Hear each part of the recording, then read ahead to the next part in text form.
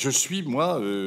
fasciné et inquiet de ce qui est en train de se passer, en effet, autour de la possibilité de numérique.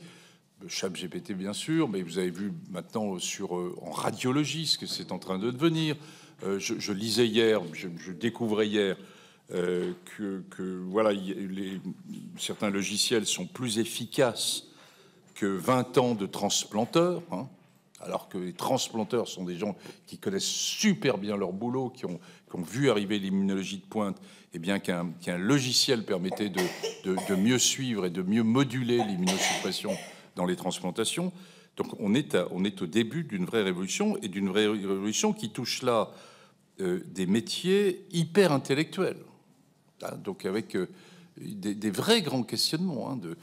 je vous recommande, moi j'ai été très frappé par ces deux papiers dans Le Monde il y a de samedi en 8,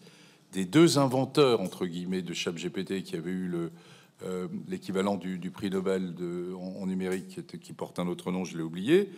et dont les deux, il y a un Français qui a travaillé en Californie, qui est prof au Collège de France, et l'autre qui est un Canadien, et les deux, après 10 ans, il y en a un qui dit on n'arrête pas la science, et ça rejoint des questions que vous me posez, et puis c'est en train de bouger, et l'autre dit au contraire il faut faire une pause comme on a fait une pause en génomique. Et moi,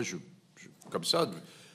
y compris des espèces de santé, je me demande s'il ne faut pas qu'on s'empare de ça. Quand on dit on ne peut pas arrêter les choses, si, je vous rappelle que le clonage a tenu, l'interdiction de clonage a tenu, l'interdiction d'un certain nombre d'utilisations de pratiques en génomique avec les modifications chez l'embryon ont tenu. Donc on est capable, il y a une communauté scientifique à partir du moment où on la stimule qui est capable de tenir.